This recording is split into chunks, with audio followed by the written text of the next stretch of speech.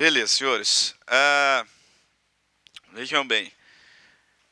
Estávamos falando aqui sobre sucessão, ordem de vocação hereditária, né? Identificamos aqui a ordem de vocação hereditária. Chamei a atenção dos senhores para o fato de que no primeiro chamamento a herança do cônjuge vai depender do regime de bens. A herança, tá? A meiação, ele sempre vai ter direito com fundamento no regime de bens, sempre vai ter direito, ou se não tiver patrimônio comum, aí não vai falar em meiação. Agora, a herança do cônjuge será influenciada pelo regime de bens no primeiro chamamento. E aí, nesse contexto, nós vimos ali hipóteses de não concorrência. Quando que o cônjuge não herda com descendentes, portanto? Quando o regime for da comunhão universal de bens, separação obrigatória, comunhão parcial de bens sem bens particulares. Nessas situações, o cônjuge ele não vai herdar. Pode ser ou não que tenha ameação, a depender do regime, mas ele não vai herdar. Ele herda contrário senso se for participação final e o falecido tiver deixado bens particulares, se for separação absoluta ou convencional de bens, e se for comunhão parcial com bens particulares. Então vamos colocar isso aqui em prática agora com alguns exemplos que propositalmente deixei agora para o segundo horário. Veja lá, primeira situação que nós temos. Pedro e Adriana eram casados sob o regime da comunhão universal de bens. Pedro e Adriana eram casados sob o regime da comunhão universal de bens e eles tiveram 2 filhos, Mateus e Carla. O patrimônio comum universal é de R$1 milhão. Como ficará essa partilha? 500 mil para Adriana, como meação, porque ela não herda. No regime da comunhão universal, o cônjuge não herda em concorrência com descendentes. Então, no nosso exemplo aqui, ela vai receber como meira R$500 mil. E a meação do morto vai ser distribuída apenas entre os filhos. Ela não herda. Então, 250 mil de herança para Mateus, 250 mil de herança para Carla. Então, veja lá. Pedro e Adriana eram casados. O pessoal que acabou de chegar. Pedro e Adriana eram casados sob o regime da comunhão universal de bens. Tiveram 2 filhos, Mateus e Carla. Pedro morreu, o patrimônio comum é de R$1 milhão. Faça o seguinte em prova, acabe o casamento primeiro. Começa pelo casamento, como se eu fosse fazer um divórcio. Se ao invés de morte eles estivessem se divorciando, ia ficar 500 mil para ele e 500 mil para ela. Então ela tem 500 mil de meação. Ele morreu. A parte dele eu vou distribuir por herança. O legislador me diz que com descendentes o cônjuge não herda se o regime for da comunhão universal. Portanto, a herança, que é a parte dele no patrimônio comum, vai ser distribuída apenas entre os herdeiros Mateus e Carla. Comunhão universal é facinho de fazer. Então, a gente tem que tomar um cuidado maior onde? Comunhão parcial de bens. Na comunhão parcial de bens é que a gente tem que tomar um cuidado enorme. Porque na comunhão parcial de bens, o legislador me diz que a viúva, herdará se o falecido tiver deixado bens particulares. Se o regime era da comunhão parcial de bens e o falecido não deixou nenhum bem particular, a viúva não herda. Está lá no finalzinho do 1829, inciso 1. Lá em casa, por exemplo, quem é meu aluno de sucessões sabe disso, eu vou usando sempre o exemplo lá de casa. Nós somos 4 filhos. Os meus pais são casados no regime da comunhão parcial de bens. Eles não tinham nada antes de casar. Tudo que eles têm, eles adquiriram durante o casamento, a título oneroso, patrimônio comum, portanto. Aí eu digo lá em sala assim, que se meu pai morrer, minha mãe não herda. De fato, ela não herda. Regime da comunhão parcial, sem bens particulares. Só nós, os 4 filhos, é que receberemos 25% para cada um. Então, primeiro detalhe é esse. Se cair comunhão parcial na sua prova, você vai ter que identificar se o falecido deixou ou não deixou bens particulares. Se ele não deixou bens particulares, o cônjuge tira a meação, mas não herda. Só os descendentes. Se ele deixou bens particulares, aí o cônjuge vai herdar também. Só que o seguinte,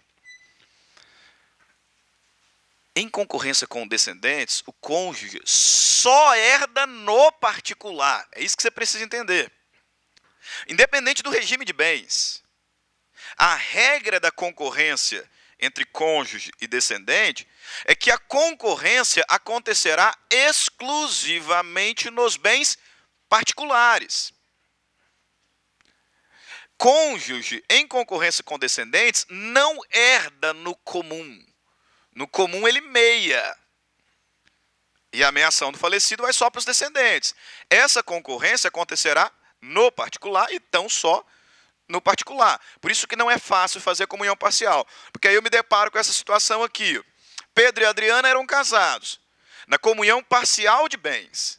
Tiveram 2 filhos, Mateus e Carla. O casal tinha um patrimônio comum avaliado em R$1 milhão. E Pedro deixou um patrimônio particular de R$600 mil. Casados na comunhão parcial de bens, 2 filhos, Mateus e Carla. Patrimônio comum do casal, R$1 milhão. Patrimônio particular do decújos, 600 mil. Faz a partilha. Beleza, vamos. Essa que é a dica. Começa pelo casamento. Acaba o casamento. Então, se o patrimônio comum do casal é R$1 milhão, eu vou acabar o casamento primeiro, 500 mil de meação. 500 mil de meação para Adriana. Beleza. A meação de Pedro vai ser distribuída entre quem? Os filhos apenas. Apenas. Cuidado, no que é comum, o cônjuge tira a meação, mas ele não herda. A meação do morto vai só para os filhos. Então, 250 para Mateus, 250 para Carla. Beleza. Onde que a viúva vai concorrer com os descendentes? No particular. O patrimônio particular deixado por Pedro é de R$600 mil. No particular eles concorrem. 600 dividido por 3, 200. Então a Adriana vai receber 500 mil de meação e 200 de herança.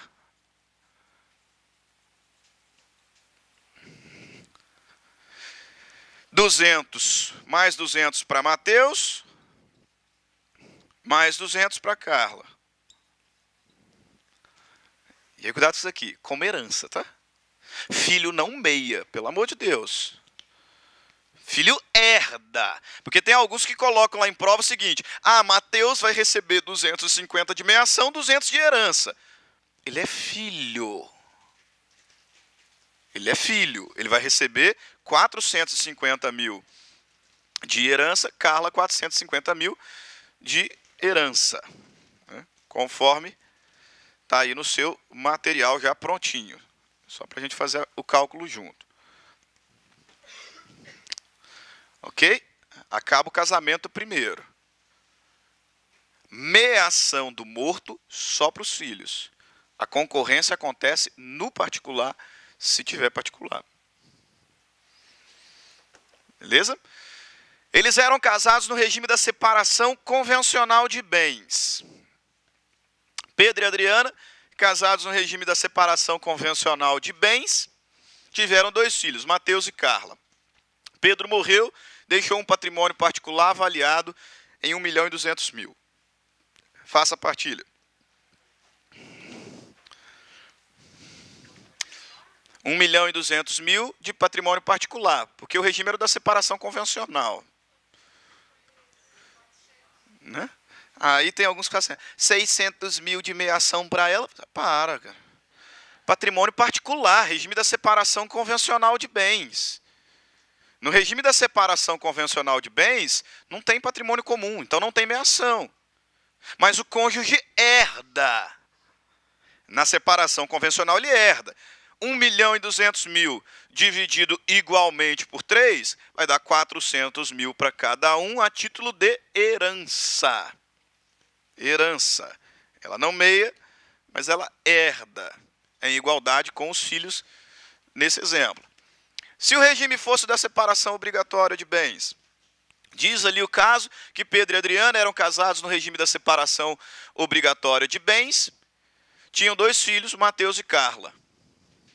E ele faleceu deixando um patrimônio particular avaliado em R$1.200.000.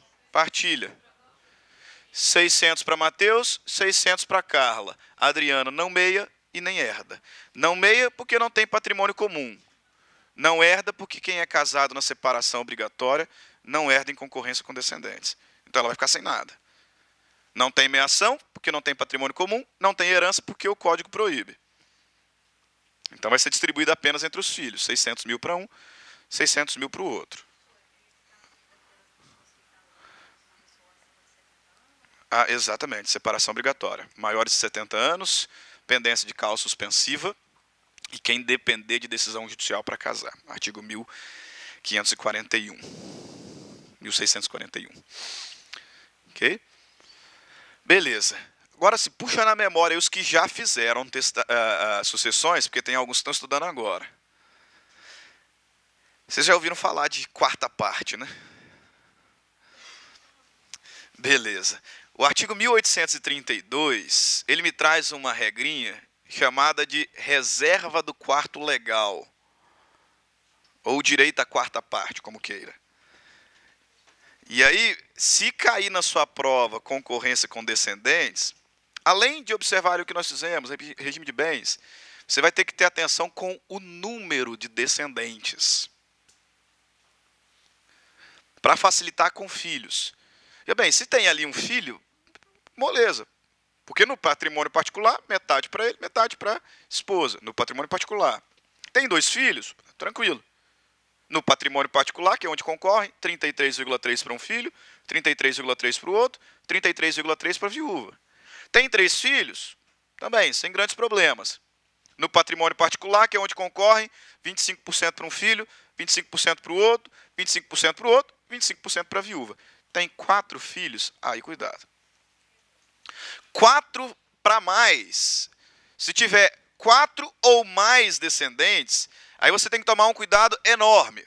Porque da leitura do enunciado você terá que identificar se a viúva ela é ascendente de todos os descendentes com quem está concorrendo. Ou não. Porque a partir de 4 descendentes, se a viúva for ascendente de todos eles, eu vou bloquear a cota dela em 25%. Por isso que é reserva do quarto legal.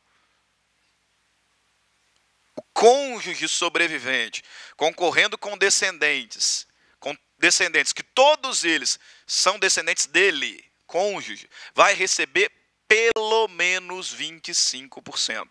Por isso que é reserva do quarto legal. Tem 5 filhos, dos 2, 25% da viúva. Tem 7 filhos, tem 10 filhos, tem 15 filhos, dos 2. Naquilo que concorrerem, 25% dela. E aí o remanescente eu distribuo entre os demais. Que no bem da verdade é o que acontece lá em casa. Porque eu falo assim, que se meu pai morrer, minha mãe não herda, então é 25% para cada um. Nós somos 4. Filhos dos 2. 25% para cada um. Só que tem um imóvel que é particular do meu pai. Que é uma casinha lá no interior do Espírito Santo, que meu pai recebeu por herança da morte da minha avó. E herança não comunica, né? Na comunhão parcial. Então aquela casinha lá no interior do Espírito Santo é só dele. Logo, quando ele morrer, a minha mãe herda lá, em concorrência com nós, filhos, que somos 4.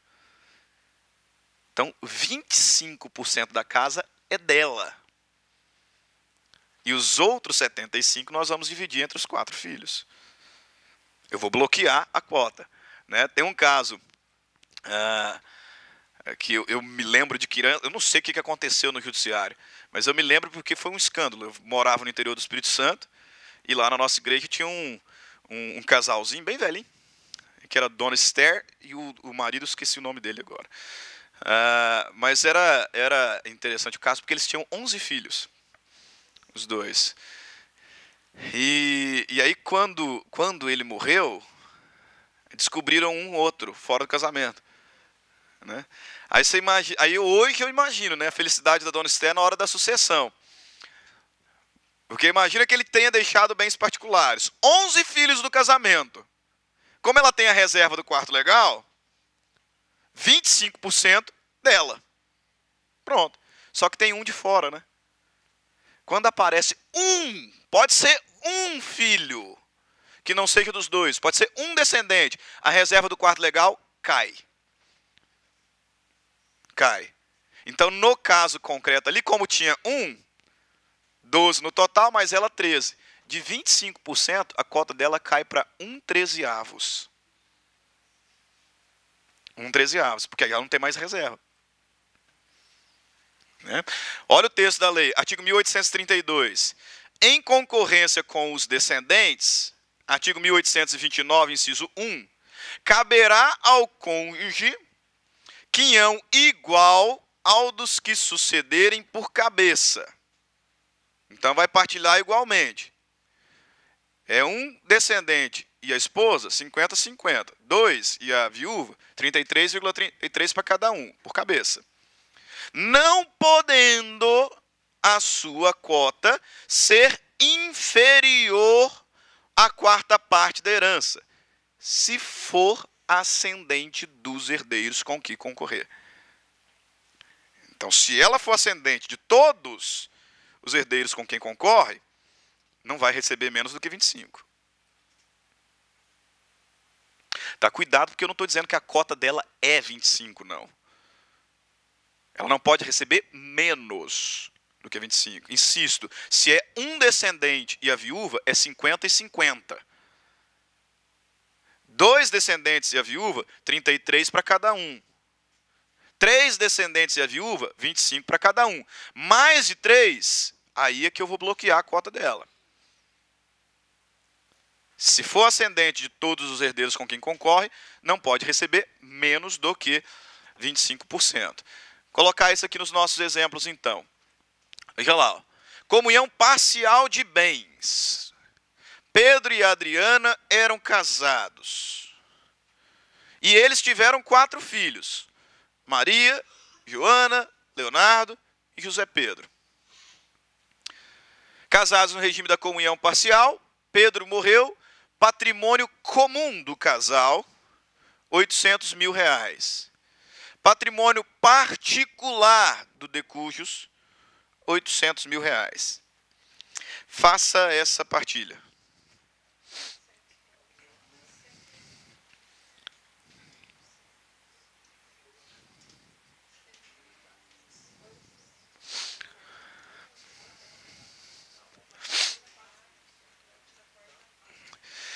Começa acabando o casamento, primeiro ponto.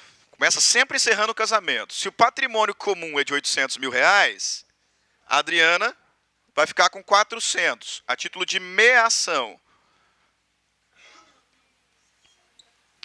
E aí lembre-se, a meação do morto vai só para os filhos.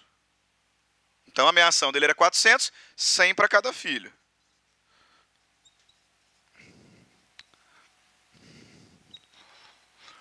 Diz a história que Pedro deixou um patrimônio particular de 800 mil. E ela é mãe de todos. Quanto que a Adriana vai receber? 200, 25% de 800 mil, um quarto de 800 mil, ela vai receber 200. Reserva do quarto legal. Sobra 600. 600 dividido por 4. 150. É a cota dos filhos.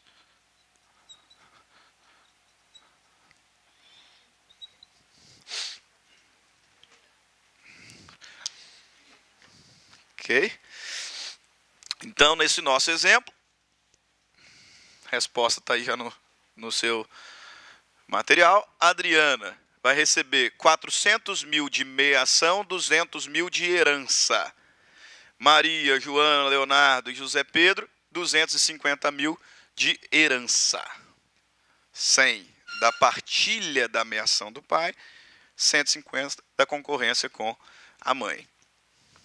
Agora, e se essa filiação fosse híbrida ou exclusiva de Pedro?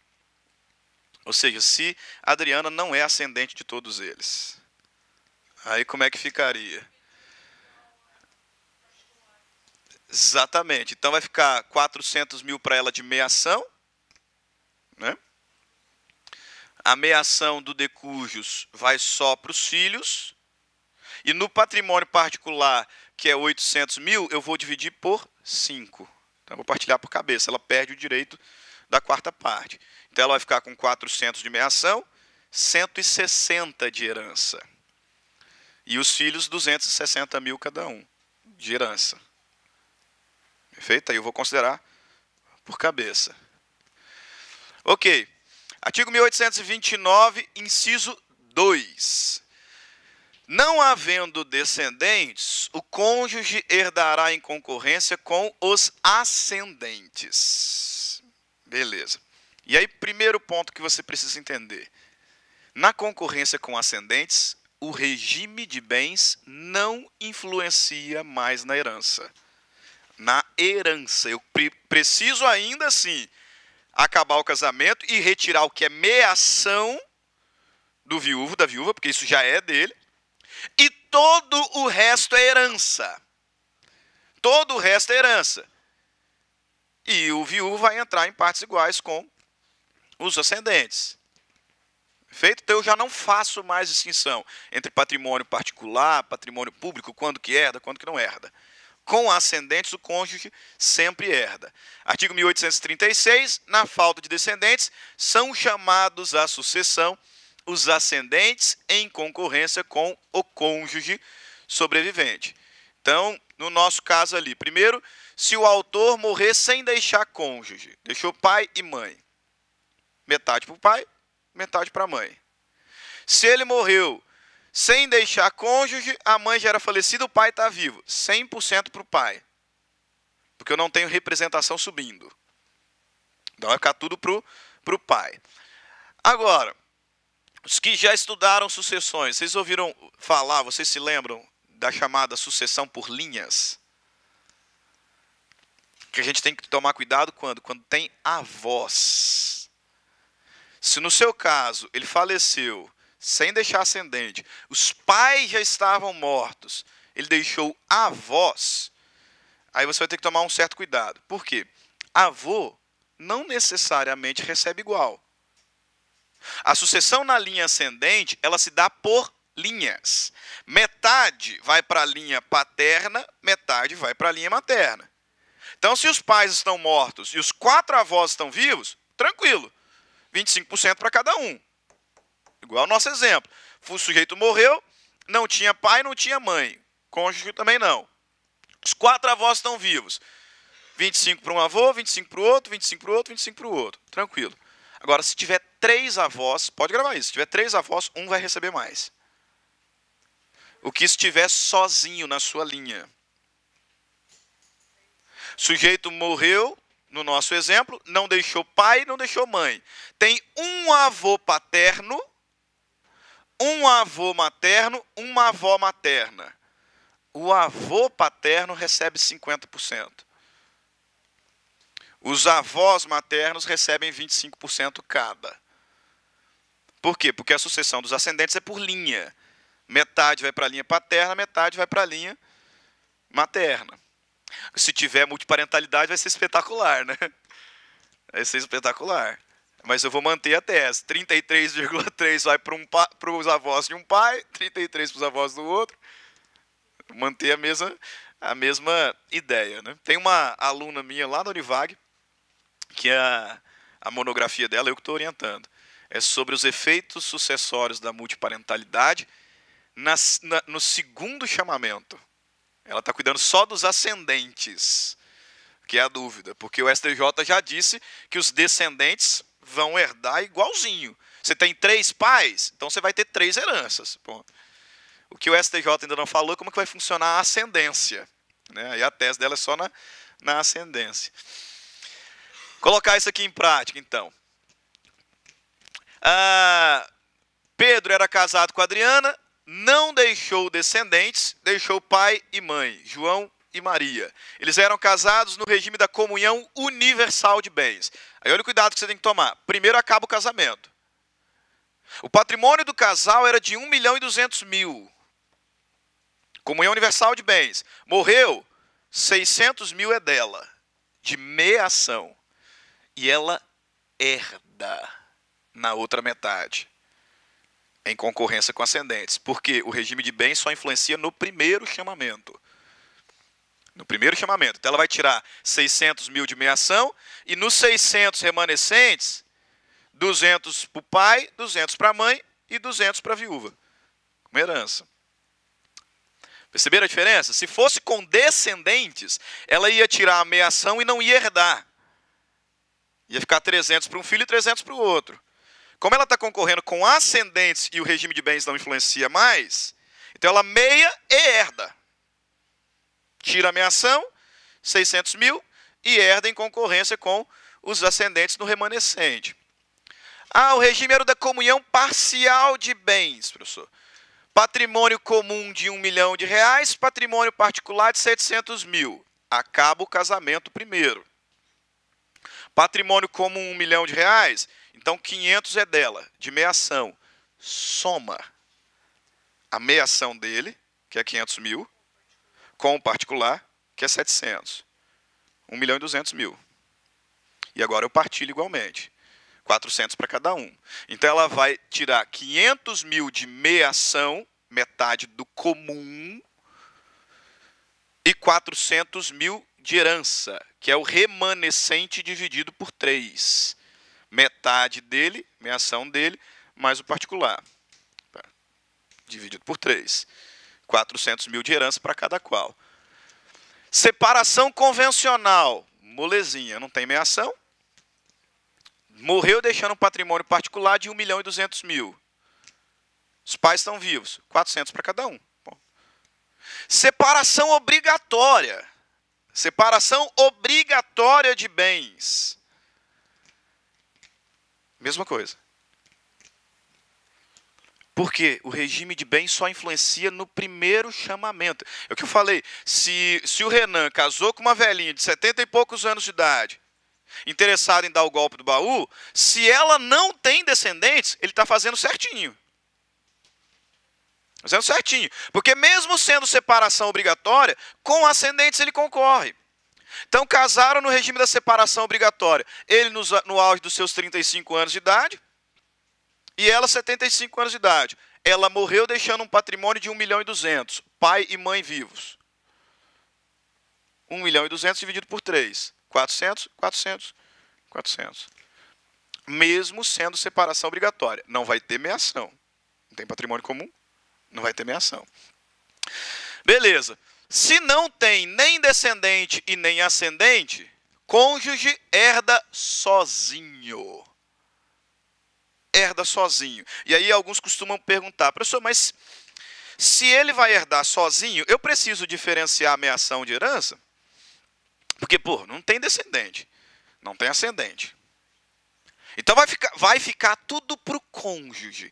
Eu preciso diferenciar a herança de meação? Ainda assim? Preciso. Por quê? Por causa do imposto. Eu não recolho imposto sobre meação, só sobre herança. Então, o que for identificado ali como meação, eu não vou recolher o ITCMD. Só sobre aquilo que ela estiver recebendo por herança. Por isso que mesmo no terceiro chamamento a gente distingue meação e herança. Beleza. Nem é tão difícil assim, né? Nem é tão difícil. Só a sucessão dos colaterais, que é um pouquinho complicado. Ainda tem como dificultar um pouquinho mais. Né? Sucessões sempre tem como ficar mais difícil. Se o sujeito morre sem deixar descendente, ascendente, nem cônjuge, nós vamos chamar os colaterais. Por que A sucessão dos colaterais não é tão fácil. Quem já estudou sucessões? Por que sucessão de colateral, cara? Se cair na sua prova sucessão de colateral, pode ter certeza, muitos vão errar. Você não vai, mas muitos vão errar. Né? Exatamente. Professor de família ensina o seguinte: filhos são iguais. Não interessa se é de fora do casamento, se é de dentro do casamento, se é adotivo, se não é. Filhos são iguais. Irmãos nem sempre. Filhos são iguais. Irmãos nem sempre. Porque nós temos uma classificação de irmãos. Irmãos bilaterais e irmãos unilaterais. Quem são os irmãos bilaterais? Os irmãos de mesmo pai e mesma mãe. Irmãos unilaterais, uterinos, só a mesma mãe. Unilaterais, consanguíneos, só o mesmo pai. Então há diferença. Irmãos bilaterais, também chamados de irmãos germanos, mesmo pai e mesma mãe. Irmãos unilaterais, só o mesmo pai ou só a mesma mãe. Essa classificação interfere aqui, porque o legislador vai me dizer que os irmãos bilaterais recebem o dobro da cota parte dos irmãos unilaterais. Percebam, enquanto irmãos, 2 meses atrás, uma advogada, amiga minha, advogada que é formada há muito tempo, só que ela não é civilista.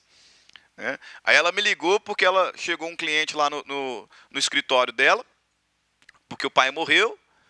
E aí ela falou assim: Stanley, eu quero relembrar aquela conta, porque eu sei que bilateral recebe o dobro do que o unilateral e tal. Eu sou professor de sucessões.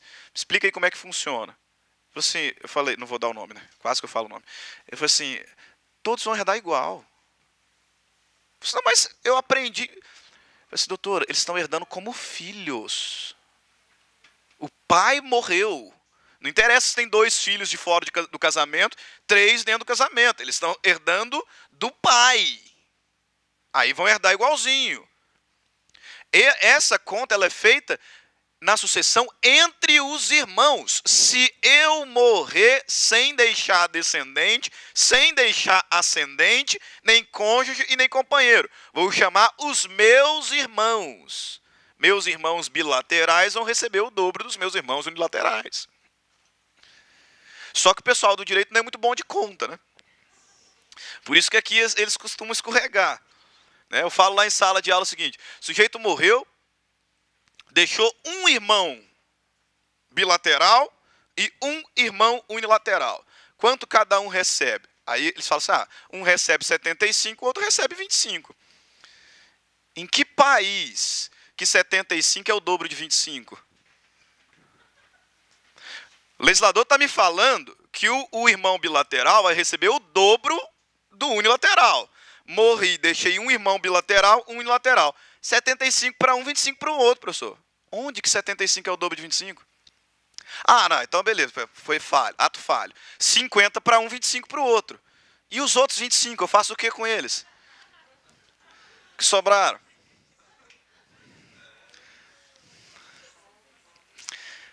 Resposta: tem que jogar em fração, pessoal. Um vai receber 2/3, o outro vai receber 1/3. Professor, mas eu não tenho a menor ideia de como que faz fração. Nesse caso é fácil, 2/3, 1/3, beleza. Então você vai aplicar a seguinte regra, porque eu também não tinha a menor ideia como é que faz fração. Eu também não sei até hoje como é que faz fração. Né? Então a gente tem que desenvolver fórmulas. Você vai fazer o seguinte: se o bilateral recebe o dobro, na sua mente só, você vai dobrar a quantidade de bilaterais. Então, no nosso exemplo, um bilateral, um unilateral. Você vai dobrar os bilaterais, 2. Mais unilateral, 3. Agora divide 100 por 3.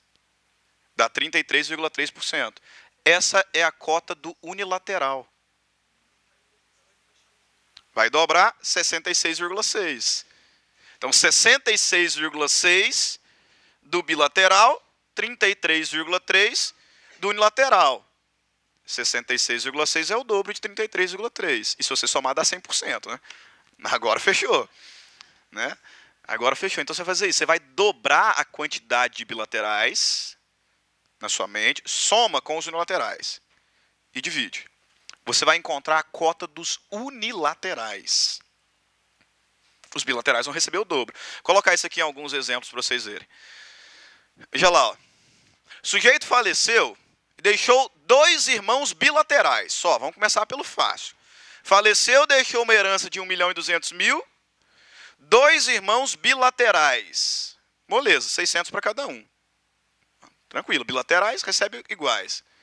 Ele morreu, deixou um irmão bilateral, um irmão unilateral. A herança é 1.200.000. Quanto que cada um recebe? 33,66. Professor, não, mas eu quero o número. Eu quero o número. 1.200.000. 1.200.000. Quanto que o bilateral vai receber? Quanto que o unilateral vai receber? Pô, na prova não vai ter como. Nas minhas eu deixo. Nas minhas eu deixo usar a calculadora. Dobra a quantidade de bilaterais. 2. Mais unilateral, 3. 1.200.000 dividido por 3. Dá quanto? 400. Essa é a cota do unilateral. Dobra, 800. É a cota do bilateral. 400 para o unilateral, 800 para o bilateral. Deu 1.200.000. 800 é o dobro de 400. Ok?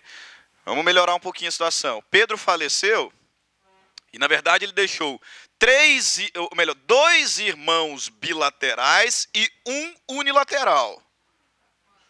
Sempre faz essa técnica. Dobra os bilaterais. Se ele tem 2 bilaterais, 4. Mais o unilateral, 5. Quanto que é 1.200.000 dividido por 5? Quanto? É a cota do unilateral. Dobra. Cota dos bilaterais. 240 para o unilateral, 480 para cada um dos bilaterais. Ok? Você pode fazer isso aí de todas as formas que você quiser.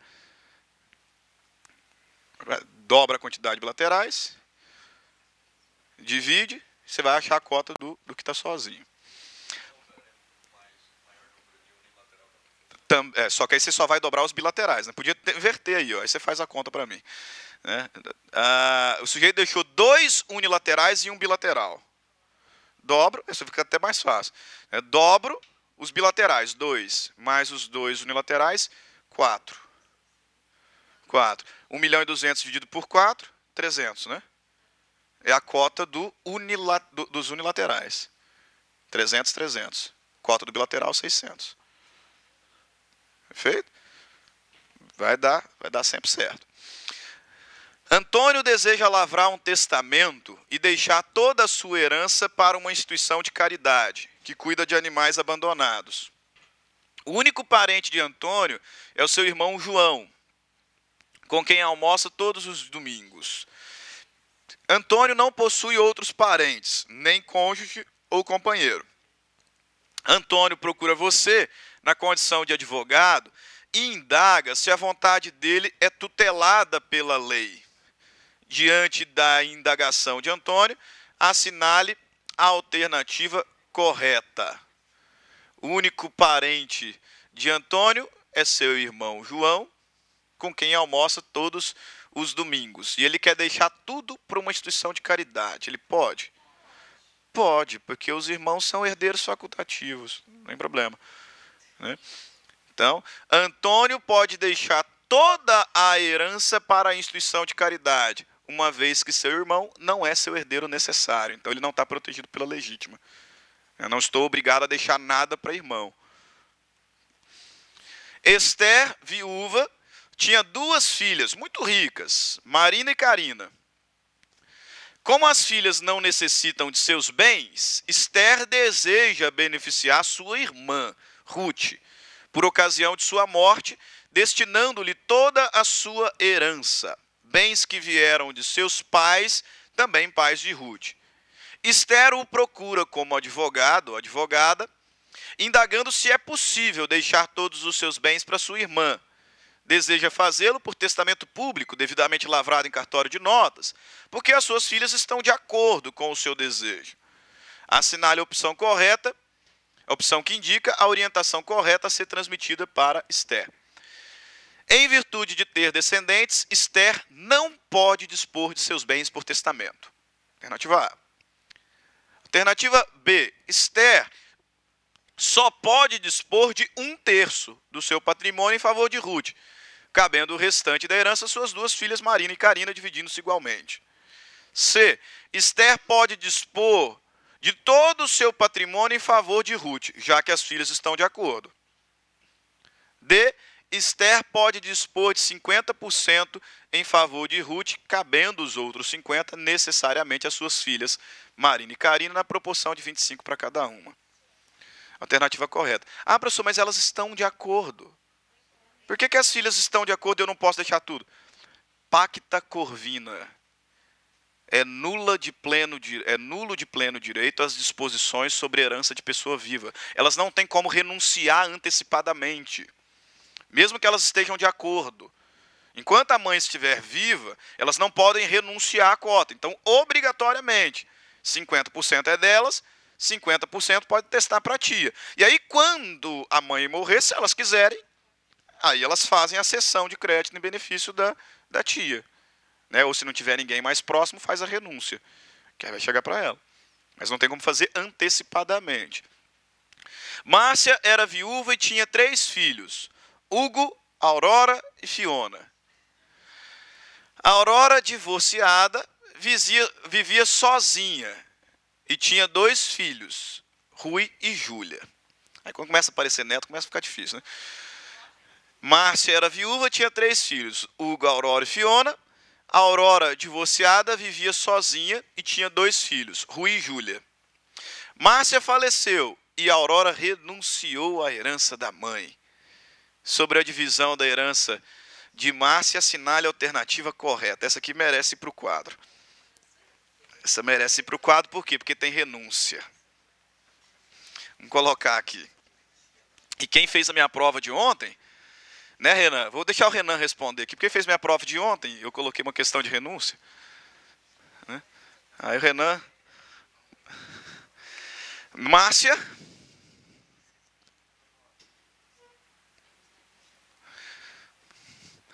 tinha 3 filhos, Hugo, Aurora e Fiona. Hugo, Aurora e Fiona. A Aurora, divorciada, vivia sozinha e tinha 2 filhos, Rui e Júlia. Rui e Júlia.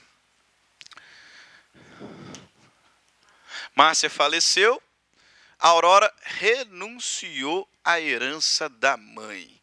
Sobre a divisão da herança de Márcia, assinale a alternativa correta. Vocês vão lembrar o seguinte, na renúncia não tem direito de representação.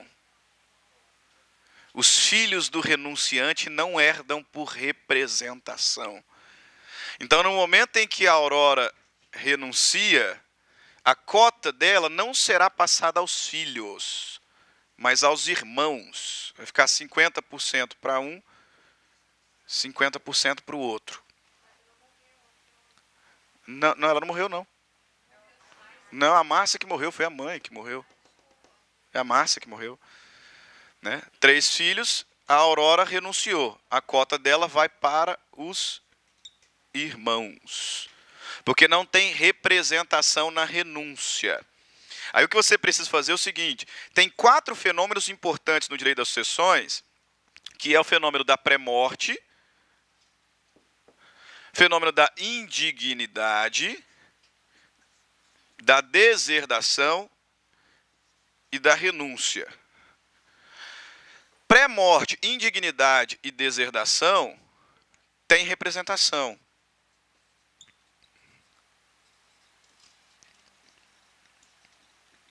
Na renúncia não tem representação. Então, nesse caso, se a Aurora tivesse morrido antes da mãe, se ela fosse pré-morta, a cota dela, 33%, passaria para os filhos, 16,6% para cada um.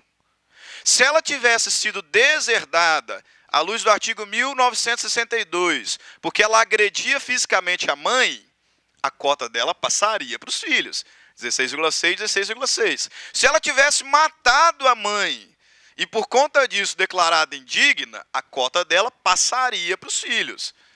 16,6, 16,6. Por quê? Pré-morte, indignidade e deserdação. ensejam representação. Renúncia não. Ela renunciou. Então os filhos não recebem nada. Vai para os irmãos. Tá? Só um detalhe. Não tem representação. Ok? Porque se não tivesse sobrado nenhum, aí os filhos seriam chamados por direito próprio. Então, olha lá. Ó. Diante da renúncia de Aurora, a herança de Márcia deve ser distribuída entre Hugo e Fiona, cabendo a cada um a metade da herança. É isso aí. Os filhos de Aurora não vão receber nada. Próxima questão. José, viúvo, é pai de Mauro e Márcio, possuindo um patrimônio de 300 mil reais. Casou-se com Roberta, que tinha um patrimônio de 200 mil, pelo regime da comunhão universal de bens. Então, já para aqui. Ó. Ele tinha 300 mil, ela 200. Casaram no regime da comunhão universal. Então, é 500 dos dois. 250 a menção. Não interessa quem tinha mais. José e Roberta tiveram 2 filhos, Bruno e Breno. Falecendo Roberta, a divisão do monte seria a seguinte: José recebe 250, Mauro, Márcio, Bruno e Breno 62.500 cada um. B. O monte no valor de 500 mil deve ser dividido em 5 partes, 100 mil para cada um. C. José recebe 250 mil, Bruno e Breno recebem cada um a importância de 125. E D. A herança deve ser dividida em 3 partes, cabendo a José, Breno e Bruno 1/3 para cada qual. Qual que é a resposta correta? Letra C. Professor, Mauro e Márcio Mário não vão receber nada. Não, eles não são filho dela, ela que morreu. Estão aqui só com pegadinha. Mauro e Mário são filhos dele. Ele ainda está vivo. Quem morreu foi ela. Ela morreu deixando um marido e 2 filhos. Casada na comunhão universal. 250 de meação, 125 para cada filho. Ana, sem filhos, solteira, e cujos pais são pré-mortos, tinha 2 avós paternos e a avó materna vivos, bem como 2 irmãos que não interessam aí, porque tem ascendente, então eles não vão ser chamados, deixando uma herança líquida de 60 mil reais. De acordo com os fatos narrados, ela tem 2 avós paternos, uma avó materna, 60 mil deixados. 30 mil para a avó materna, 15 mil para cada um dos avós paternos. Sucessão por linhas. Lúcio, viúvo, tendo como únicos filhos parentes, como os únicos parentes, melhor dizendo, um sobrinho, Paulo, e um tio, Fernando, fez testamento de acordo com todas as formalidades legais e deixou toda a sua herança ao seu amigo Carlos, que tinha uma filha, Juliana. O herdeiro instituído no ato da última vontade morreu antes do testador. Morto Lúcio, foi aberta a sucessão. Assinale a opção correta. Lúcio, viúvo, tendo como únicos parentes um sobrinho, Paulo, e um tio, Fernando. Fez um testamento, deixando toda a sua herança para Carlos, e ele pode, não tem problema nenhum, que tinha uma filha, Juliana. O herdeiro instituído, Carlos, no ato de última vontade, morreu antes do testador. Morto Lúcio, foi aberta a sucessão. Assinale a opção que indica como será feita a partilha. Juliana, que é a filha do beneficiário do testamento, receberá todos os bens de Lúcio. Juliana receberá a parte disponível e Paulo a legítima. Paulo e Fernando receberão cada um metade dos bens. Paulo receberá todos os bens.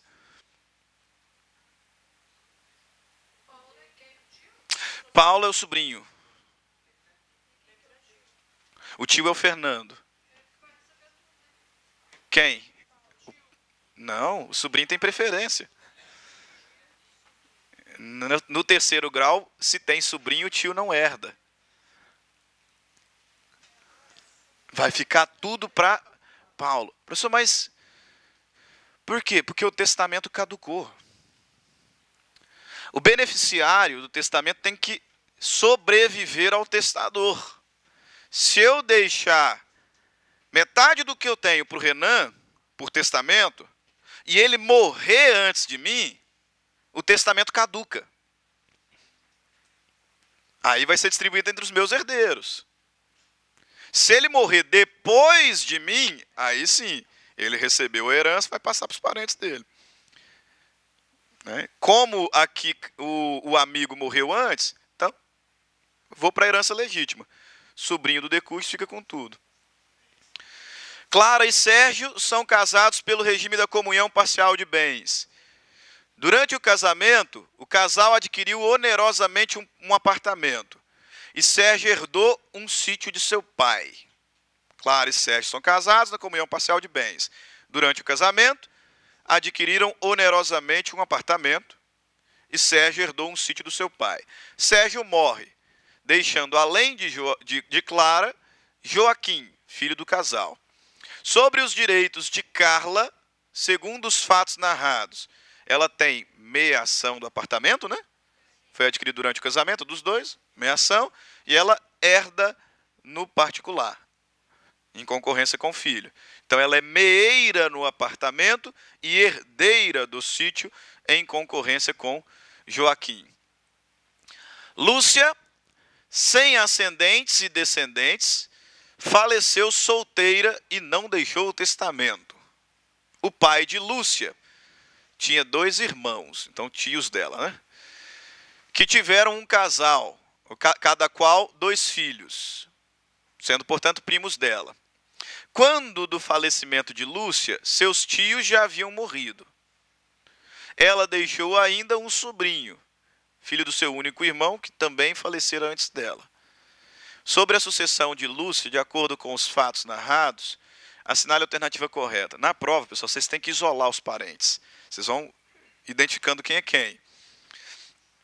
Ela tem ali primos e sobrinho.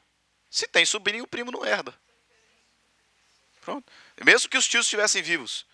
Se tem sobrinho, tio não herda, primo não herda. Então, o patrimônio que ela deixou vai ficar para o sobrinho.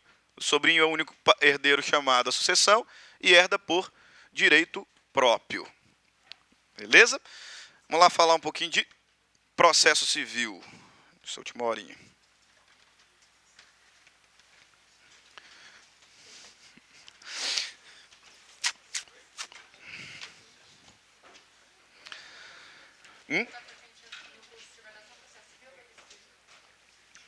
Daqui para frente só processo. Sessões acabou.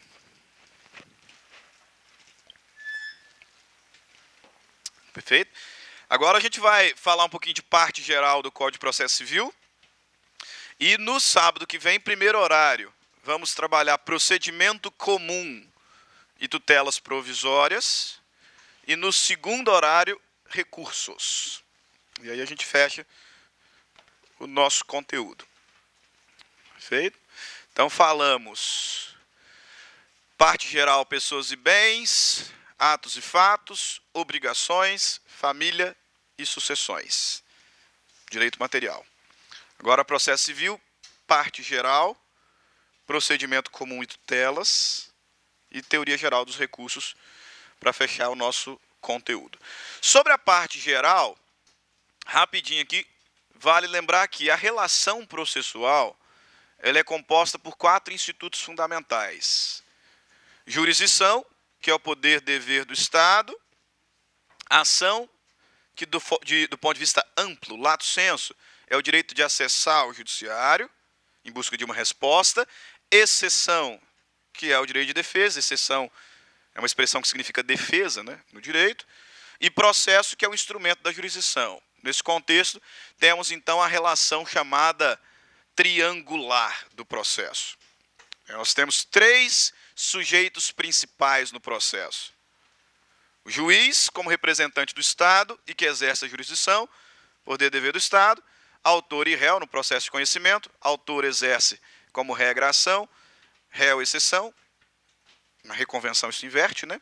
E o processo, que é um instrumento que une todos esses sujeitos, processo, instrumento da jurisdição. Nesse contexto, vejam, especificamente sobre a ação, lato sensu, eu posso até dizer que a ação é o direito de acessar o Poder Judiciário e receber dele uma resposta qualquer que seja. Só que no sentido estrito, que é o sentido adotado pelo Código de Processo Civil, teoria eclética de Lieberman, nós temos que a ação é um direito público, disponível, condicionado de receber uma resposta de mérito. No sentido estrito, a ação não é simplesmente o direito de acessar o judiciário, mas é o direito de receber do judiciário uma resposta de mérito. Porque você vai se lembrar que em processo civil, nessa parte inicial, nós temos duas espécies de sentença. Nós temos a sentença definitiva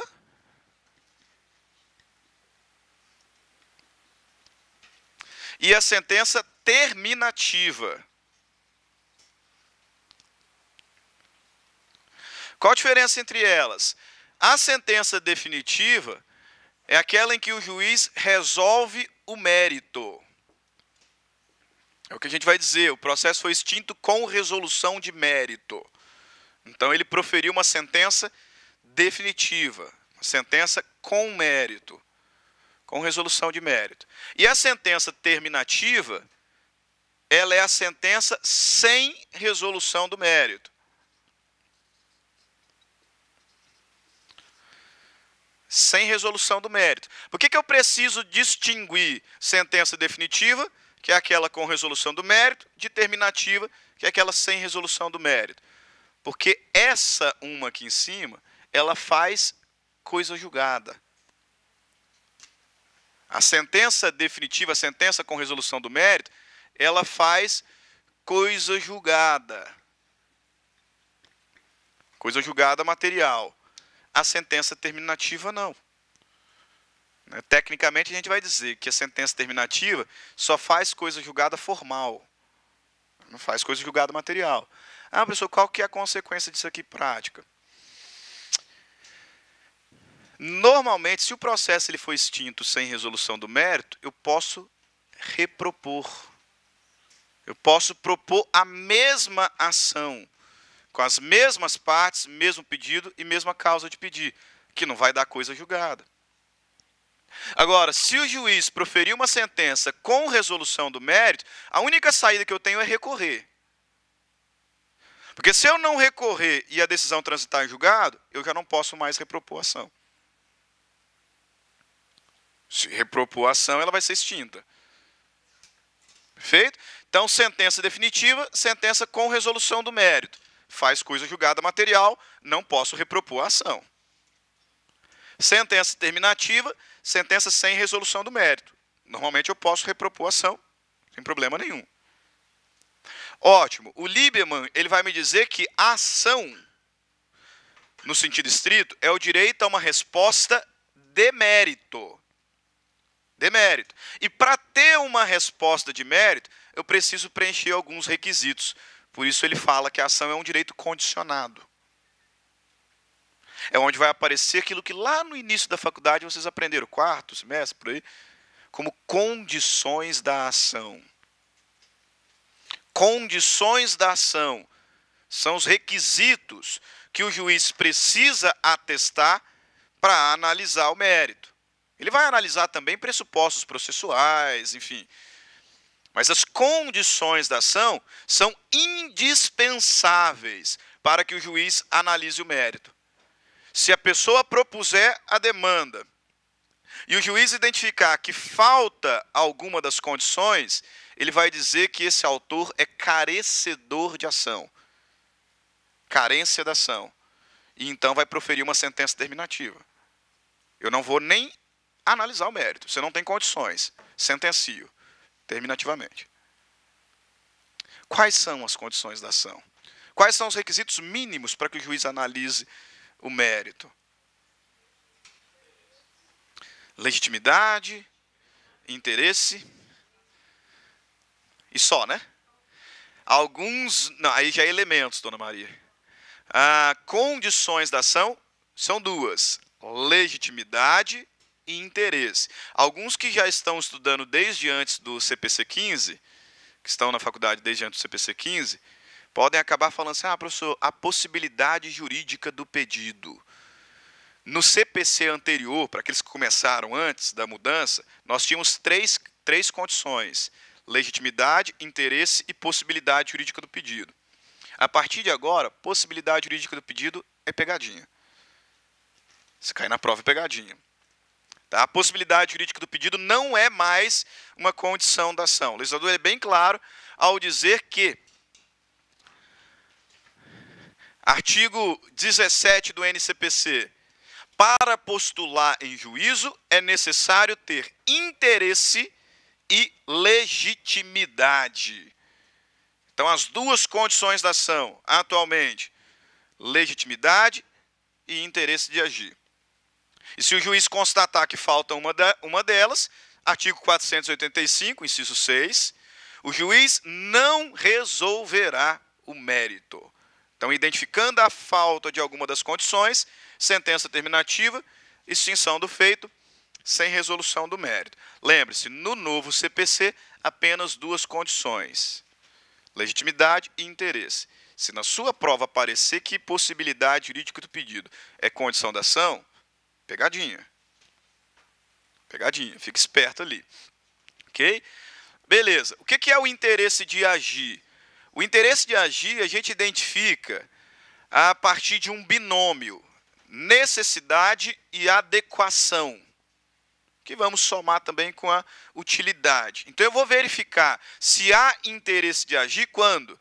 Quando essa demanda que foi proposta, ela for necessária, estiver adequada e útil ao autor.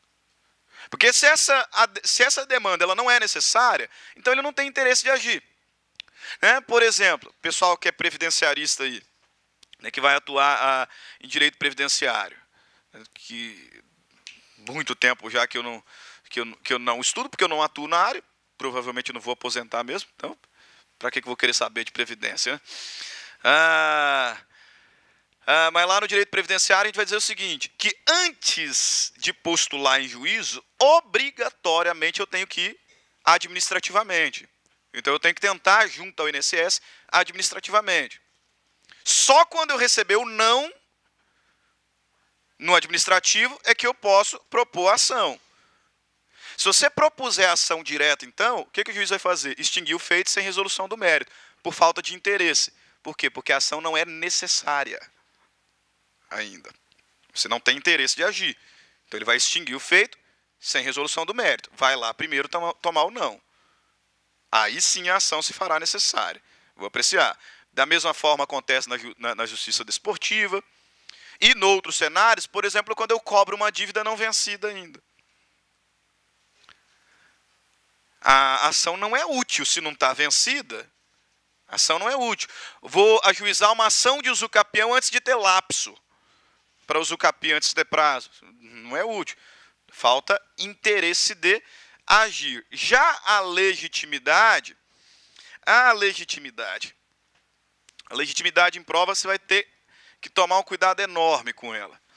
Pelo seguinte, o legislador ele nos diz que, regra geral, só poderá demandar aquele que tem legitimidade ordinária. Então, no contexto da legitimidade,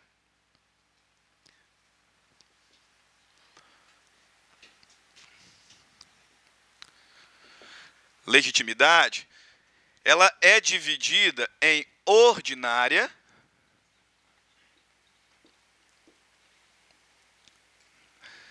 e extraordinária.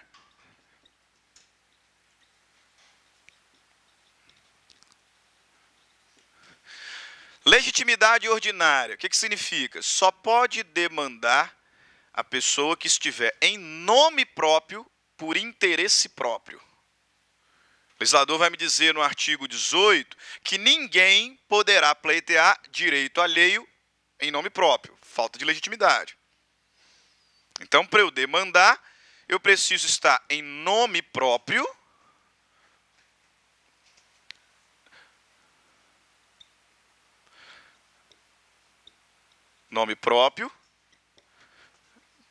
por interesse ou direito próprio. Por direito próprio. Legitimidade ordinária. Né? Saindo aqui do LAC, a Ellen bate no meu carro, cometeu ato ilícito. Ato ilícito é fonte de obrigação. E aí ela se recusa a reparar o meu carro. Se recusa a me pagar a devida indenização. Beleza, eu posso ajuizar uma ação indenizatória contra ela. Mas o amassado nem foi lá essas coisas de... Poxa, dá tanta dor de cabeça ajuizar a ação, né? Você quer saber? Não vou ajuizar a ação coisa nenhuma. Né? E a Manu, revoltada com a situação, ela falou assim, não, se o senhor não ajuizar, eu ajuizo. Né? Vai ser extinto sem resolução do mérito. Ela estará em nome próprio por interesse alheio. Não pode. Ilegitimidade ativa, extinção do feito, sem resolução do mérito. Essa é a regra. Só que o texto da lei, ele me diz, ninguém poderá pleitear direito alheio em nome próprio, mas ele não acaba ali. Na sequência ele vai falar, salvo quando autorizado pelo ordenamento jurídico. Então, excepcionalmente, será admitido o que a gente chama de legitimidade extraordinária, onde, por autorização do ordenamento jurídico, alguém poderá, em nome próprio,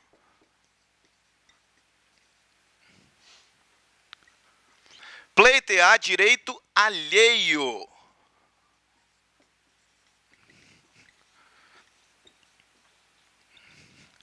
Direito alheio. Mas, insisto, é exceção. Como regra, ninguém pode pleitear em nome próprio direito alheio. A regra é a legitimidade ordinária.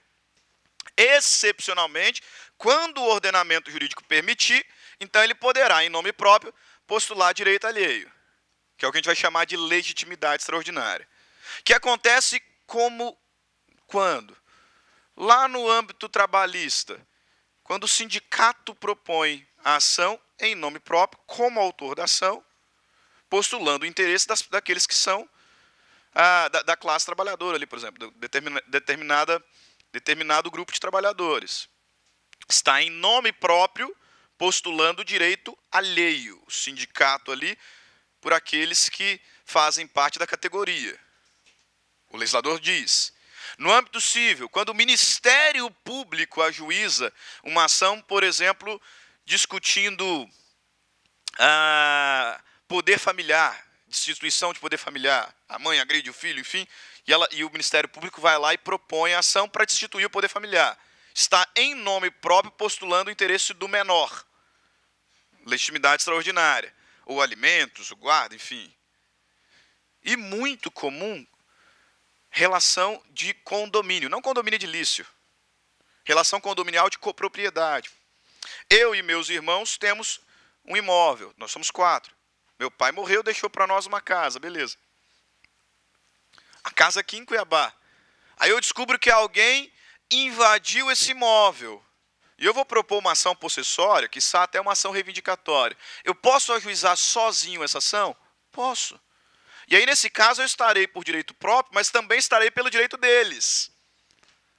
O legislador autoriza. Então, eu estarei com legitimidade ordinária, porque eu estou requerendo meu direito, mas estarei também em legitimidade extraordinária, porque eu estou postulando o interesse dos condôminos.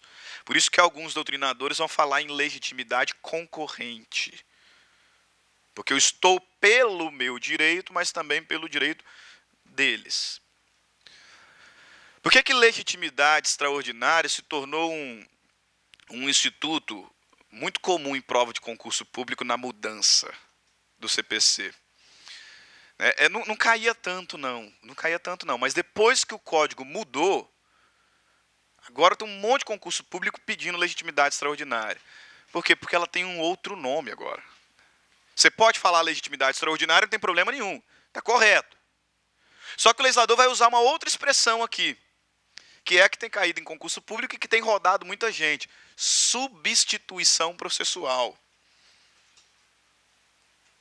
Substituição processual. A legitimidade extraordinária, ela também poderá ser chamada de substituição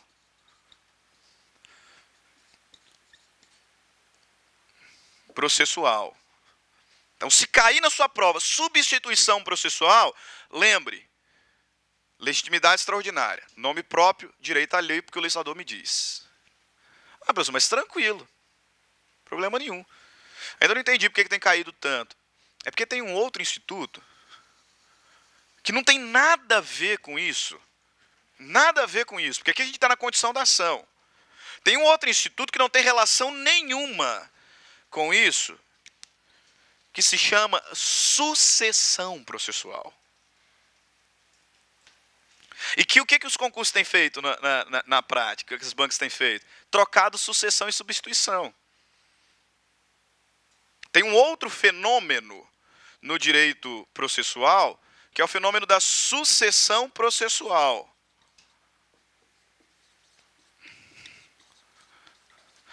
Professor, onde que acontece a sucessão processual? Quando uma das partes morre, por exemplo. E aí os herdeiros vão suceder o autor. Então a sucessão processual tem relação nenhuma com condição. A sucessão processual ela acontece quando? Quando nós temos a troca da parte. Aquele que originalmente era o autor, ele é trocado pelos seus herdeiros agora. Meu pai estava lá num processo, morreu. E aí, além de suceder no direito civil da vida, eu e os meus irmãos nos tornamos os novos 4 autores dessa ação. Ocorreu sucessão. Sucessão processual. Mas o direito agora é nosso. Então, quando ocorre a sucessão processual, aqueles que adentram na relação processual, adentram em legitimidade ordinária, porque eu estou postulando o meu direito. Meu pai morreu, e como o direito foi transmitido, eu o sucedi no processo, e estou lá em nome próprio, junto com os meus irmãos, em nome próprio, postulando direito próprio. É o meu direito, eu não estou postulando o direito do meu pai. Se ele já morreu. Eu estou postulando os meus direitos. O crédito que era dele foi passado para mim.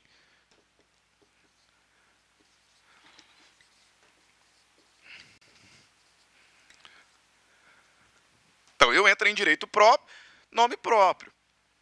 E aí, pelo amor, se na sua prova cair isso aqui, cuidado, substituição processual não se confunde com sucessão processual. Substituição processual é legitimidade extraordinária. É o legislador que autoriza que alguém, em nome próprio, postule direito alheio. Condomínio, sindicato, Ministério Público, em algumas situações. Substituição processual é legitimidade extraordinária. Sucessão processual é a troca das partes. Em razão da morte ou em razão de ato entre vivos. Até pode acontecer, embora mais raro. E aí quem entra no processo entra em nome próprio, direito próprio. Não confunda essas duas expressões. As bancas têm pedido muito. Por quê? Porque tem até concurso, até cursinho preparatório confundindo. Não sei se algum de vocês fizeram. Em 2017 ou 2018, agora, acho que foi 17. Teve aquele concurso do TRF1, não teve? Aqui, analista, técnico. Foi um concurso bem procurado. Né? Eu dava aula num outro curso. E aí, cara, dando uma aula no outro curso, e você prepara material para o aluno, você dá aula, né, faz apostila, faz slide, e eles pegando a apostila de outros cursos para estudar também. Né, de um concorrente, que eu não vou dar o nome, né, mas que é muito conhecido por conta das apostilas que eles fazem. Né, tem uma concorrência aí que o pessoal gosta de pegar as apostilas deles. Né, e aí, cara, eu dando aula, e os alunos lendo a apostila do concorrente me fazendo pergunta, né? Aí eu pensei, cara, vou ter que arrumar essa apostila para eu pelo menos ver o que o cara tá falando, né? Aí eu arrumei a apostila e fui lá ler. Aí na hora que eu voltei para a sala, eu falei assim, ó, se vocês não querem usar minha apostila, tudo bem, pode usar da concorrência, mas se vocês errarem, não me culpem por isso. Por quê? Aí eu peguei a apostila dele. O professor lá na apostila falando que sucessão processual é sinônimo de substituição processual. Está lá todas as letras. Falando. Sucessão processual e substituição processual são sinônimos. Não são. Não são. Inclusive, essa é a grande pegadinha da matéria. Substituição processual é legitimidade extraordinária. Sucessão processual é a troca da parte. É a troca da parte. Ok? Única observação que eu faço aqui nesse contexto, artigo 18 inteiro. Ninguém poderá pleitear direito à lei em nome próprio, legitimidade ordinária, salvo quando autorizado pelo ordenamento jurídico, legitimidade extraordinária ou substituição processual. Detalhe que a gente fala, destaca, parágrafo único. Porque o legislador vai me dizer, e olha só como que é crasso o erro dessa apostila e de quem erra isso. Em prova. Parágrafo único. Havendo substituição processual. Havendo substituição processual, ou seja, legitimidade extraordinária. O substituído pode intervir no processo? Pode. Eu estou aqui em nome próprio por interesse alheio, interesse dos meus irmãos. Eles podem intervir no processo? Podem. De que forma? Como assistentes litisconsorciais. Olha o texto. Havendo substituição processual, o substituído poderá intervir. Poderá intervir como assistente litisconsorcial. Questõezinhas ali. Com relação à função jurisdicional, jurisdição e ação, as assertivas abaixo estão corretas, exceto. Essa aqui foi ridícula, essa questão de concurso público. Duvido que vai cair assim, mas vai que, né? A impossibilidade jurídica do pedido é uma das condições da ação. B. A jurisdição civil é exercida pelos juízes e tribunais em todo o território nacional. Para postular em juízo, é necessário ter interesse e legitimidade. D. Ninguém poderá pleitear em nome próprio direito alheio, salvo quando autorizado pelo ordenamento jurídico. Qual está errada? Porque é exceto, né? As assertivas abaixo estão corretas, exceto. Ah, pô. A impossibilidade jurídica do pedido é uma condição da ação. Nunca foi, porque o que era a condição da ação era possibilidade jurídica, né? Não a impossibilidade jurídica do pedido. Né? A jurisdição ela é exercida em todo o território nacional, embora tenhamos regra de competência.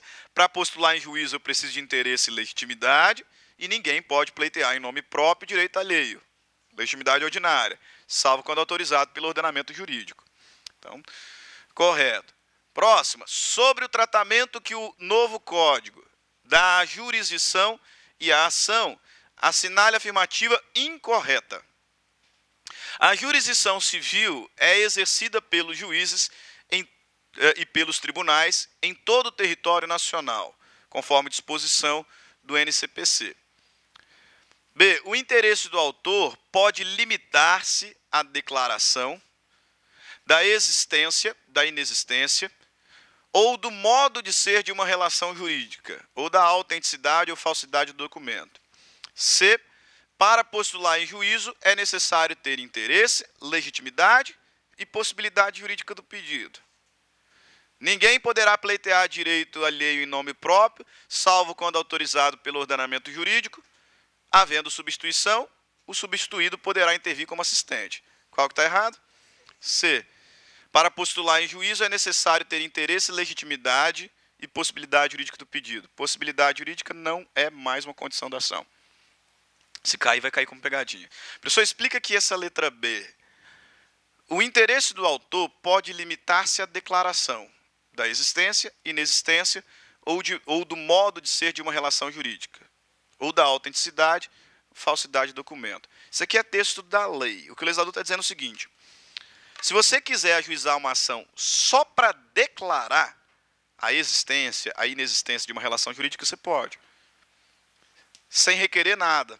Eu cito sempre aqui em sala como exemplo disso, uma causa que daqui a pouco vocês vão começar a pegar esse tipo de causa. Pior coisa que tem é advogar para parente. Daqui a pouco vocês vão começar, os parentes vão pedir para você advogar. Paga mal, né? Alguns você não tem como cobrar, né, que foi o meu caso. Poxa, meu pai pediu para eu ajuizar uma ação para ele, eu vou cobrar? Não vou, né? Ele pagou tudo para mim a vida inteira, eu vou cobrar dele, né? Aí a gente trabalha de graça, só que todo domingo você encontra, e ele pergunta como é que está o processo, né? E aí começa a demorar um ano e meio, ele começa assim, pô, mas por que está demorando tanto, sabe? Não sei o quê. Aí, beleza, ele tem seu WhatsApp, ele te manda o WhatsApp, pergunta, te liga.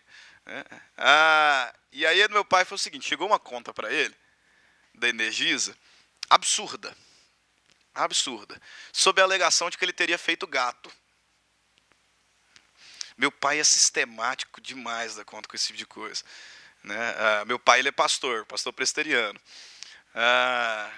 e sistemático demais com isso, e ficou muito bravo com a época.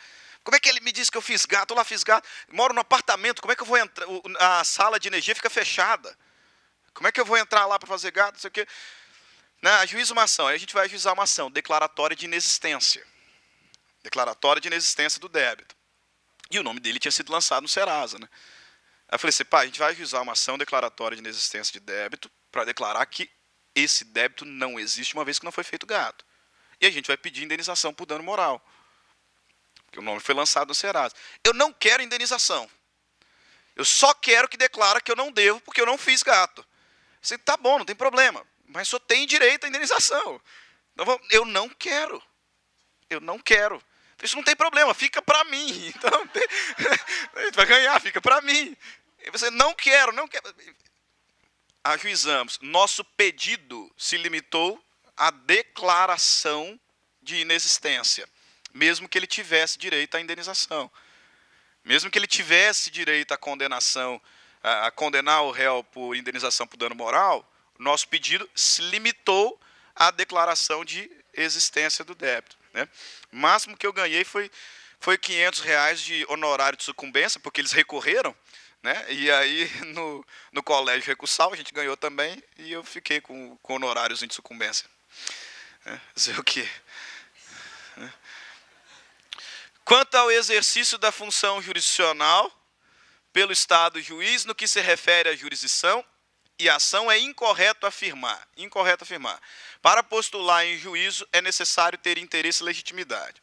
Correto. Ninguém poderá pleitear direito alheio em nome próprio, salvo quando autorizado pelo ordenamento jurídico. Em havendo substituição processual, o substituído será excluído do feito, não lhe cabendo intervir como assistente litisconsorcial. Errado. O substituído pode pedir para ingressar no processo como assistente litisconsorcial. Beleza. Falamos das condições, que são duas: legitimidade e interesse. Quando eu estava falando de condições, a dona Maria sofejou ali assim, causa de pedir. E foi muito bem-vindo. Pelo seguinte, essa é uma parte da matéria tão fácil, mas vocês têm que tomar um cuidado muito grande, porque condição não se confunde com elementos da ação. Nós temos condições da ação, legitimidade e interesse, e nós temos um outro tema chamado elementos da ação, que servem para identificar e para individualizar as ações. E aí os elementos da ação são 3: partes, pedido e causa de pedir. Então, 2 condições da ação: legitimidade e interesse, requisitos mínimos para que o juiz aprecie o mérito, senão ele é carecedor de ação, extingue o feito. Elementos da ação: partes, pedido, causa de pedir. Para que servem os elementos da ação? Para individualizar, para distinguir as ações. Porque o legislador vai me dizer que não pode ter 2 ações idênticas em curso. Ele vai me dizer que não pode ter em curso uma ação se já houve outra idêntica, decidida, transitada em julgado. E como é que eu vou fazer essa identificação? Se elas são ou não idênticas? Com base nesses elementos. Se forem as mesmas partes, o mesmo pedido e as mesmas causas de pedir, são as mesmas ações. Então serve para individualizar e para distinguir as ações. Um tema que é muito importante, quando a gente fala de três institutos, aqui eu já falei, tá? Pedido, causa de pedir e pedido. Quando a gente fala em três institutos, litispendência, coisa julgada e perempção. Lembra aí? Litispendência, coisa julgada e perempção. Litispendência, duas ações idênticas em curso. A segunda a ser proposta será extinta sem resolução do mérito. Bom, mesmas partes, mesmo pedido, mesma causa de pedir. A segunda é extinta sem resolução do mérito. Coisa julgada, uma ação em curso idêntica à outra que já foi julgada, transitada em julgado. Beleza. Não tem como errar litispendência e coisa julgada em prova, né? Não tem. Mas tem um terceiro, né? Perempção. E aí, o que é perempção?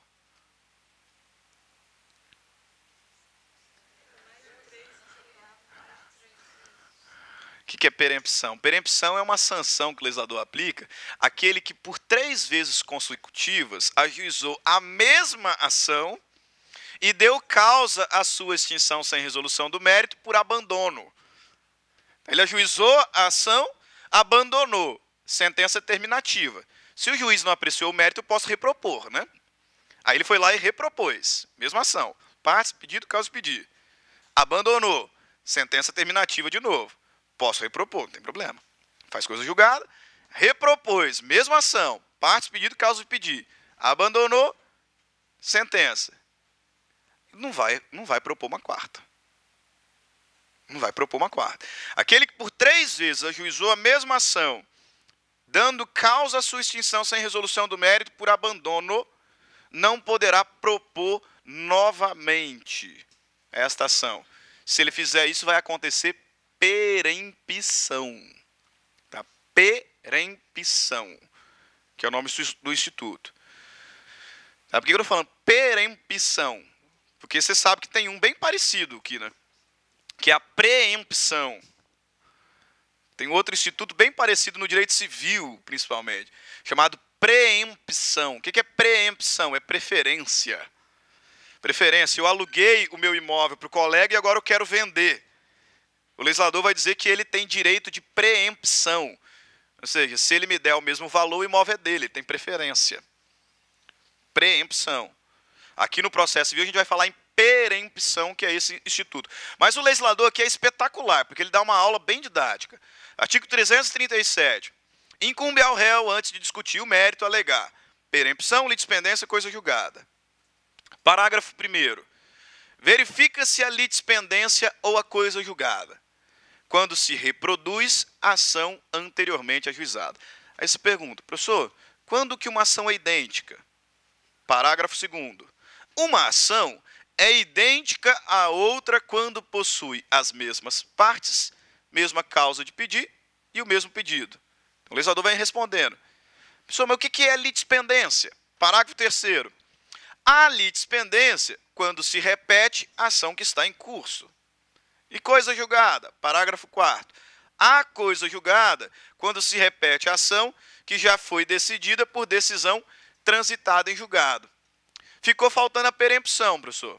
486, parágrafo 3º.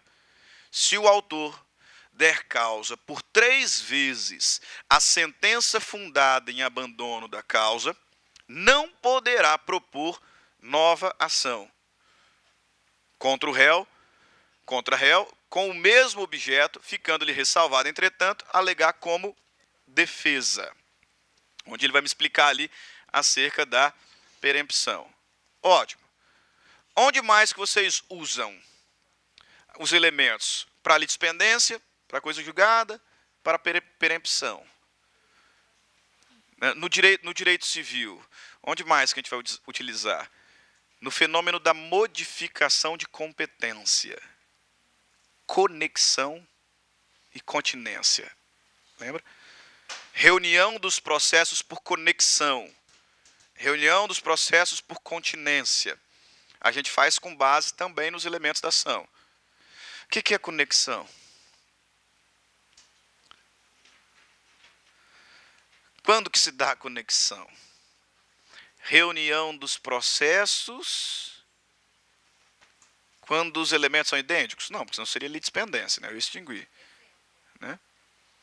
Olha lá no texto da lei. Artigo 55. Reputam-se conexas duas ou mais ações, quando lhes forem comum o pedido ou a causa de pedir. E aqui tem a primeira pegadinha em relação à conexão que a gente tem que tomar cuidado. O legislador fala de 2 dos 3 elementos. Só que é um ou outro. Reputam-se conexas ações quando for idêntico os pedidos ou a causa de pedir. Então eu posso reunir por conexão processos que têm partes distintas, causas de pedir distintas, mas o pedido é o mesmo. Ou reunir ações que as partes são distintas, que os pedidos são distintos e que a causa de pedir é a mesma. Na hora de sair aqui do LAC, o Renan bateu no meu carro e no carro da Ellen. E se recusou a pagar. Eu posso ajuizar uma ação indenizatória contra o Renan? Posso, não tem problema. A Ellen pode ajuizar uma ação contra o Renan? Pode também, não tem problema. Só que a causa de pedir é a mesma. Então, se a gente quiser ir junto, podemos. Ou se nós quisermos reunir os processos, depois de ajuizado, podemos também. As partes são diferentes. Eu e Renan. Ellen e Renan. O pedido é diferente, porque ele detonou meu carro. Minha indenização, eu estou cobrando aqui 15 mil de indenização. Da Ellen não foi tanto assim. 2 mil resolve. O pedido é diferente. Só que a causa de pedir é a mesma. Que foi o evento danoso, que foi o ato ilícito cometido. Então nós podemos reunir o processo por conexão. Um ou outro. Oi? Não, aqui uma discussão que a gente vai ter doutrinária. Tá? O entendimento é de que é entre as partes, porque esse litisconsórcio é facultativo. Né? O legislador vai dizer, os processos podem ser reunidos em razão de conexão. E lá na frente, que eu vou mandar para vocês sobre litisconsórcio e intervenção de terceiro. Né? Quando a gente estuda litisconsórcio facultativo, no rol de litisconsórcio facultativo que está a conexão. Então, nós não podemos ser obrigados a isso. Né? Vai depender da vontade das partes. Okay? E a continência? Conexão, pedido ou causa de pedir. Um ou outro. E a gente reúne os processos. E a continência? A continência ela é bem rara. Bem rara do ponto de vista prático. Porque na continência nós teremos mesmas partes e o conectivo muda agora, não é um ou outro. Mesmas partes e mesma causa de pedir. Lá na conexão eu tenho causa de pedir ou pedido. E aí me possibilita reunir. Na continência eu tenho que ter a identidade de 2 dos 3 elementos. Os processos têm as mesmas partes e a mesma causa de pedir. E o pedido é quase idêntico também. Porque um é mais amplo do que o outro. Né? Olha ali no texto da lei. Quando houver continência, ou melhor, 56, dá-se a continência entre 2 ou mais ações, quando houver identidade quanto às partes e a causa de pedir, mas o pedido de uma, por ser mais amplo, abrange os demais. Então eu tenho várias ações, só que nessa primeira aqui, o pedido é maior. O pedido é maior. Nas demais, mesmas partes, mesma causa de pedir, só que o pedido é menor. Aí tem continência. Exemplo, professor, é raríssima a situação. Mas imagina que eu tenha ajuizado uma ação declaratória de reconhecimento de paternidade, por exemplo. Uma ação declaratória de reconhecimento de paternidade. E aí depois eu propus um reconhecimento de paternidade com petição de herança, porque o pai já está morto. Então eu propus um reconhecimento de paternidade pós-morte contra os outros herdeiros e propus uma outra ação de reconhecimento de paternidade pós-morte acumulado com petição de herança. Veja, mesmas partes, porque eu estou propondo em face dos herdeiros aqui e aqui também, mesma causa de pedir, porque é a possível filiação, né? Só que o pedido da segunda é maior. No primeiro eu só estou pedindo reconhecimento de paternidade. No segundo eu estou pedindo reconhecimento de paternidade e petição de herança. Pronto, tenho continência. Tenho continência. E aí reúne, professor, o processo? Nesse caso, sim. Mas não é sempre que reúne continência, não. Para a gente fechar a aula, puxa aí mais um pouquinho de energia aí e observa aqui o artigo 57. O artigo 57 vai me dizer o seguinte: os processos só serão reunidos por continência quando a ação continente... O que é a ação continente? É a que tem o pedido mais amplo. A que tem o pedido menor é a ação contida. Então ele vai me dizer, os processos só serão reunidos quando a ação continente, a ação maior, a ação mais ampla, for a segunda a ser proposta. Então, que foi no exemplo. Eu propus só o reconhecimento de paternidade, depois eu propus reconhecimento de paternidade com petição de herança. Aí sim, continência, e eu trago para essa primeira, para o juízo prevento. Quando a ação continente for a primeira, quando a ação continente, quando a ação maior for a primeira a ter sido proposta, nós não vamos reunir os processos. A segunda, que é a ação menor, que é a ação contida, vai ser extinta sem resolução do mérito. Finalzinho da aula, 4 horas de aula, puxado. Por que a segunda vai ser extinta sem resolução do mérito? Mas qual que é o fundamento que o juiz vai dar? Eu propus primeiro reconhecimento com petição de herança. Mesmas partes, mesmo pedido, mesma causa de pedir. Pedi reconhecimento de paternidade com petição de herança. Depois, eu pedi só reconhecimento de paternidade. Então, a ação menor, a ação contida, foi a segunda. Ela não vai ser reunida, vai ser extinta. Por quê? E qual que é o nome, então, que a gente vai dar a isso? Quando se repete uma ação que está em curso. Porque deu litispendência. Percebe? Essa aqui tem tudo de uma outra que já está em curso. Percebeu a relação que o legislador vai me trazer? Se a continente for a segunda, ela tem algo diferente. Então não deu litispendência. Eu propus só reconhecimento de paternidade, ponto. Depois eu propus reconhecimento com petição de herança. Deu litispendência? Não deu. A segunda é maior, a segunda tem algo novo. Agora, se é o inverso, eu pedi reconhecimento com petição de herança. Depois eu pedi só reconhecimento, eu tenho uma ação que tem tudo já em curso. Então deu litispendência. Extinção do feito. Sem resolução do mérito. Olha o texto da lei, artigo 57. Quando houver continência e a ação continente, ação maior, tiver sido proposta anteriormente, então a maior está antes, no processo relativo à contida, será proferida sentença sem resolução do mérito. Litispendência. Quando a continente for a primeira. Caso contrário, as ações serão necessariamente reunidas. Contida primeiro, continente segunda. Reúne no juízo prevento.